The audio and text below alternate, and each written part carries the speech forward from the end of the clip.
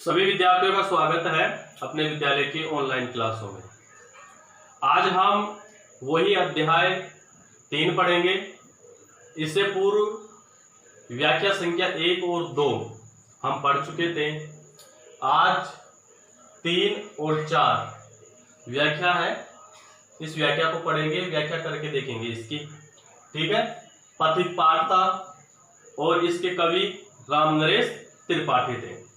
तो तीसरा पद है, तीसरी व्याख्या, इसको देखते हैं। पहले इसको पढ़ लेते हैं।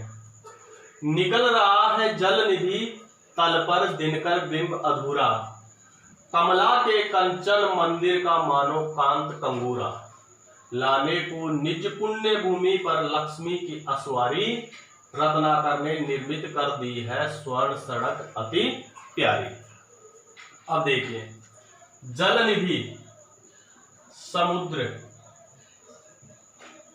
तल तल का अर्थ पेंदा, दिनकर सूर्य, बिंब गोला, अधूरा आधा, कमला लक्ष्मी, कंचन सोने, मंदिर का मंदिर रहेगा, ठीक है, सोने के समान मंदिर, कांत कंगूरा, कांत का मतलब चमकता, कंगूरा महल, महल का नहीं, मंदिर का ऊपरी भाग, ठीक है। लाने को निज अपनी, पुण्य पवित्र, या इसका अपने पे हो जाएगा, भूमि पर लक्ष्मी के असवारी, असवारी का सवारी, ठीक है। रत्नाकर समुद्र निर्मित बना दी, स्वर्ण सोने, सड़क मार्ग, अति बहुत ज्यादा प्यारी प्रिय, ठीक है भाई। इस प्रकार से सेटा के शब्द आप देख लिए। अब इसकी व्याख्या करते हैं। यहां पर वही बात है, पथिक है, वो पथिक कहां बैठा हुआ है? समुद्र के किनारे बैठा हुआ है, और समुद्र के किनारे बैठकर वहां समुद्र के आसपास क्या वातावरण में घटित हो रहा है, उस वातावरण का मनोहर चित्रण पथिक की मनोदशा को देखकर कवि रामनरेश त्रिपाठी ने किया है, ठीक है। तो क्या है ये दृश्य? ये देखिए, यहाँ पर थोड़ी मौखिक बता देता हूं। यहाँ पर यह बताया गया है कि जो सूर्य है वो सूर्य समुद्र के पास से जब निकल रहा है तो उसका जो आधा हिस्सा ऊपर निकल आता है और आधा नीचे रहता है, ठीक है। तो जो लाल दृश्य है वह लाल दृश्य किसके समान बताया कवि ने? स्वर्ण के समान, कंचन के समान, ठीक है। जो सूर्य का ऊपरी हिस्सा है वह ऊपरी हिस्सा, जैसे मंदिर होता है, अपने मंदिर का ऊपरी हिस्सा होता है गुंबद जिसे बोलते हैं, ठीक है। तो यहां पर जो सूर्य है वह सूर्य स्वर्ण के समान चमकता हुआ मंदिर का कंगूरा जैसा प्रतीत हो रहा है, और जो समुद्र है, समुद्र लक्ष्मी के मंदिर जैसा है, स्वर्ण से निर्मित है।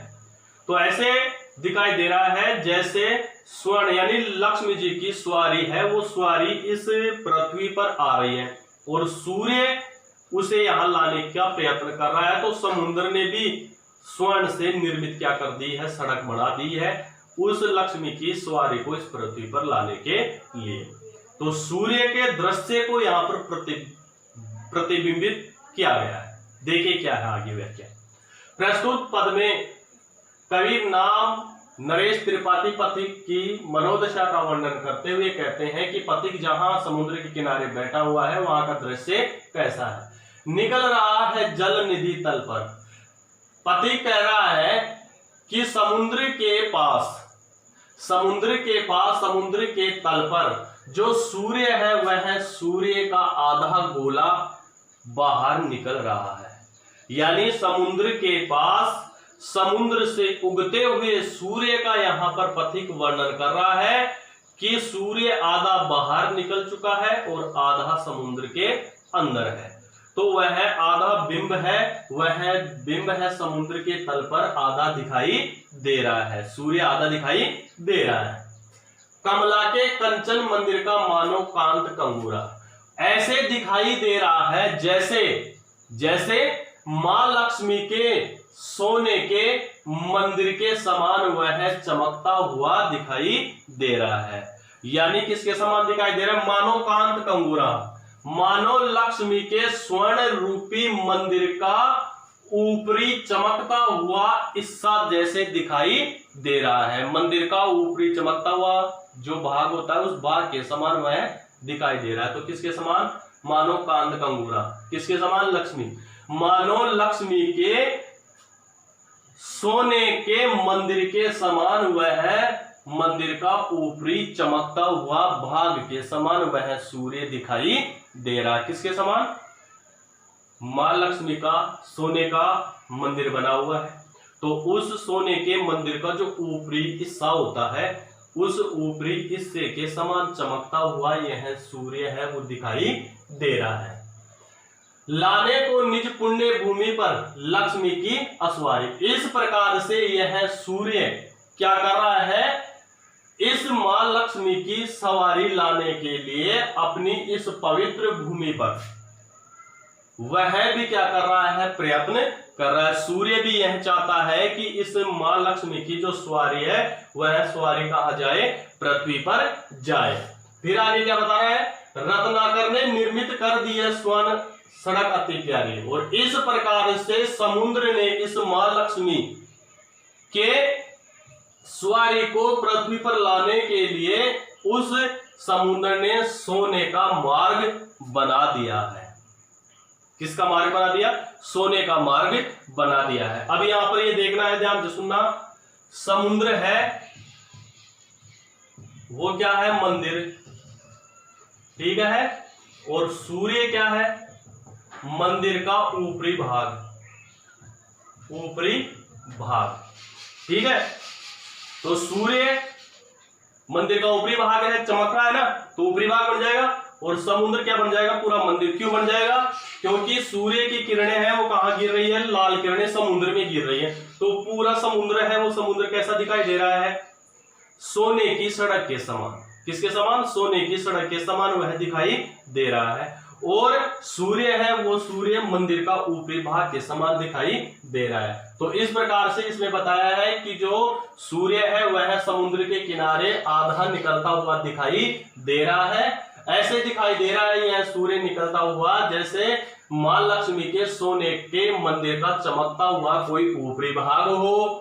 और इस प्रकार इस मां लक्ष्मी की सवारी को इस पुण्य भूमि पर लाने के लिए सूर्य भी क्या है? तत्पर है। रत्नाकर ने फिर आगे कवि कहता है कि इस समुद्र ने इस सोने की असवारी को लाने के लिए स्वर्ण से निर्मित मार्ग बना दिया है, ठीक है। वो आप इसमें विशेष देख लेते हैं। भाषा वही खड़ी बोली है, खड़ी बोली, ठीक है। अनुप्रास अलंकार है। मानो, मानो आने के कारण उत्प्रेक्ष्य अलंकार है, ठीक है। रत्नाकर ने निर्मित कर दी, इस पूरी लाइन में मानवीकरण अलंकार है। मानवीकरण अलंकार, प्राकृतिक उपादानों पर जब मानवीय चेष्टाओं का आरोप किया जाता है तो वहां पर मानवीकरण अलंकार होता है। रत्नाकर ने निर्मित, समुद्र स्वयं अपने आप सड़क थोड़ी बना सकता है, सड़क बनाने का काम कौन करता है? मनुष्य करता है, ठीक है। तो यहां पर इस पर किसका आरोप है? प्राकृतिक चीज मनुष्य की चीज बना रही है, सड़क बना रही है, ठीक है। इसलिए प्राकृतिक उपादानों पर मनुष्य की चेष्टाओं का प्रयत्न किया जाता है, वह मानवीकरण अलंकार होता है। तो इसमें मानवीकरण अलंकार है, ठीक है। अब देखते हैं चौथा पद। निर्भय दृढ़, निर्भय निडर, दृढ़ कठोर गंभीर गहरे, भाव से गरज, गरजना, सागर सागर रहेगा, लहरों पर लहरों का आना सुंदर अति सुंदर, यहां कहो यहां से बढ़कर सुख क्या पा सकता है प्राणी मनुष्य। अनुभव करो हृदय से है अनुराग, अनुराग का मतलब होगा प्रेममय, कल्याणी मंगलमयी, मंगलमयी। अब आगे देखते हैं यहां पर क्या है। यहां पर वही समुद्र का वर्णन है, पथिक अपना वर्णन कर रहा है इसमें। निर्भय दृढ़ गंभीर भाव से गरज रहा सागर। पथिक कहता है कि जो सागर है वह क्या कर रहा है, बिना किसी डर के कठोरता के साथ गहरे भाव से वह गर्जना कर रहा है। यानी समुद्र है, वो समुद्र बिना किसी से डरे हुए कठोर भाव से क्या कर रहा है, गर्जना कर रहा है। लहरों पर लहरों का आना सुंदर, और उस समुद्र में एक लहर के बाद फिर से दूसरी लहर का आना क्या दिखाई दे रहा है, सुंदर, अति सुंदर, और वह बहुत ज्यादा सुंदर दिखाई दे रहा है। लहरों के ऊपर लहरों का आना सुंदर दिखाई दे रहा है और भी ज्यादा सुंदर दिखाई, यानी एक लहर आ रही है, वो एक लहर उससे सुंदर दिखाई दे रही है, लेकिन फिर उसके बाद में दूसरी तीसरी चौथी लहर आ रही है, वो उसको और भी अति सुंदर दिखाई दे रही है। कहो यहां से बढ़कर, अब इस लाइन का अर्थ है हम यहां बाद में लेंगे, यहां से लेने के बाद में, यहां से आगे कवि अपनी प्रिया को संबोधित करता हुआ कहता है कि हे प्रेममयी, प्रेममयी मंगलमयी, अनुराग से भरी हुई, किससे, अनुराग से भरी हुई, यह अनुराग में प्रेममय होगा। अपनी प्रिया को संबोधित करता हुआ कहता है कि हे प्रेममयी मंगलमयी, कहो यहां से सुख बढ़कर क्या पा सकता है प्राणी, कि हे प्रिय आप प्रेममयी हो, मंगलमयी हो। कहो यहां से, अब आप ही कहो, अब आप ही वर्णन करो, यहां से बढ़कर सुख क्या पा सकता है प्राणी, इस आनंद से बढ़कर क्या मनुष्य और कहीं पर सुख प्राप्त कर सकता है। यानी ये जो आनंद मुझे दिखाई दे रहा है, इस आनंद से बढ़कर क्या मनुष्य और कहीं पर सुख पा सकता है। अनुभव करो हृदय से, हे प्रेममयी मंगलमयी प्रिय, तुम भी इस दृश्य को क्या करो, अपने हृदय से अनुभव करो, महसूस करो। कहने का तात्पर्य यह है कि इसमें कवि ये कहना चाहता है कि जो समुद्र है वो समुद्र बिना किसी से डरे हुए निर्भय रूप से कठोर भाव में गर्जना कर रहा है, गरज रहा है। उस समुद्र में आने वाली जो लहर है वो उसे क्या दिखाई दे रही है, सुंदर दिखाई दे रही है, और उस लहर के बाद में फिर से लहर आना वो उसको और भी ज्यादा सुंदर दिखाई दे रही है। इस दृश्य को देखकर कवि अपने प्रिय को संबोधित करता हुआ कहता है कि हे प्रेममयी, हे मंगलमयी प्रिय, कहो इस सुख से बढ़कर और कोई सुख संसार में कोई मनुष्य कोई प्राणी प्राप्त कर सकता है क्या। इस दृश्य को आप भी क्या करो, अपने हृदय में अनुभव करो कि यह दृश्य कितना बड़ा है और कितना सुखदायी है। इस प्रकार से इसको पढ़ लिया। अब इसमें देखते हैं क्या है, वही भाषा हो जाएगी, अनुप्रास है, ठीक है। सभी में है संबोधन शैली है, ध्यान से सुन लेना, संबोधन शैली, ठीक है। और यहां पर प्रश्न आने के कारण प्रश्नालंकार बन जाएगा, प्रश्नालंकार, ठीक है। इस प्रकार से आज हमने तीसरा और चौथा पद है वो हमने यहां पर पढ़ा है। आज के लिए बस इतना ही। अगर आपने अभी तक चैनल को सब्सक्राइब नहीं किया है तो सभी विद्यार्थी हैं अपने इस चैनल को सब्सक्राइब कर लें, ठीक है, लाइक करें, और वीडियो में कहीं कोई दिक्कत हो आपको तो कमेंट करके मुझे बता सकते हैं कि सर यहां पर दिक्कत है, ये समझ में नहीं आया, तो उसे समझाने का प्रयत्न और किया जाएगा, ठीक है। सभी विद्यार्थियों को धन्यवाद।